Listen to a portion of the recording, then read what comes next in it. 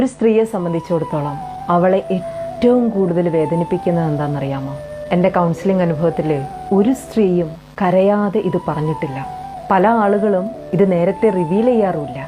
വീട്ടിലുള്ള പ്രശ്നങ്ങളും കലഹങ്ങളൊക്കെ പറഞ്ഞ് ഇതിൻ്റെ റൂട്ട് കോഴ്സ് അന്വേഷിച്ച് അവസാനം അതിലേക്ക് എത്തിപ്പെടലാണ്.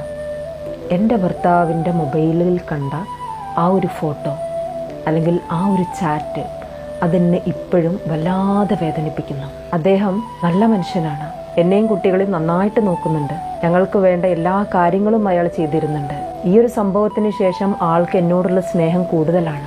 പക്ഷെ എന്തൊക്കെയായിട്ടും എനിക്ക് വേണ്ടത്ര സ്നേഹിക്കാൻ പറ്റുന്നില്ല, എനിക്ക് പഴയ പോലെ ആവാൻ പറ്റുന്നില്ല. എനിക്ക് നിങ്ങളോട് പറയാനുള്ളത്, തെറ്റ് ചെയ്തിരിക്കുന്നത് അദ്ദേഹമാണ്, പക്ഷെ അതിൻ്റെ വേദന പേറി നടക്കുന്നത് നിങ്ങളാണ്.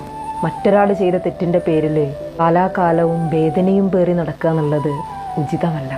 വളരെ കൃത്യമായിട്ട് ഇതിനെ ഡീൽ ചെയ്യാൻ കഴിയും. ഈ തെറ്റ് ചെയ്ത ഭർത്താവിന് നിങ്ങൾ പുറത്തു കൊടുക്കാത്തിടത്തോളം കാലം അത് നിങ്ങളെ വല്ലാതെ വേദനിപ്പിക്കും. നിങ്ങളും നിങ്ങളുടെ കുട്ടികളുമായിട്ടുള്ള ഒരു ബന്ധത്തിൽ വരെ ഇത് വല്ലാതെ സ്വാധീനിക്കും. നിങ്ങൾ ചെയ്യേണ്ടത് നിങ്ങൾക്കുണ്ടായിട്ടുള്ള മുറിവിനെ ക്ലിയർ ചെയ്യുക എന്നുള്ളതാണ്. എത്രയോ കേസുകൾ തെറാപ്യൂട്ടിക് പ്രോസസ്സിലൂടെ അവരുടെ മുറിവുകൾ ക്ലിയർ ചെയ്തതിന് ശേഷം വീണ്ടും ആ പഴയ സന്തോഷത്തോടു കൂടി, ആ വിവാഹം കഴിഞ്ഞ ആദ്യ നാളുകളിലുള്ള ആ ഒരു സന്തോഷത്തോടു കൂടി വീണ്ടും ജീവിക്കുന്നത് കാണുന്നുണ്ട്. നിങ്ങൾക്ക് മാറാൻ കഴിയും, തീർച്ചയായിട്ടും മാറാൻ കഴിയും.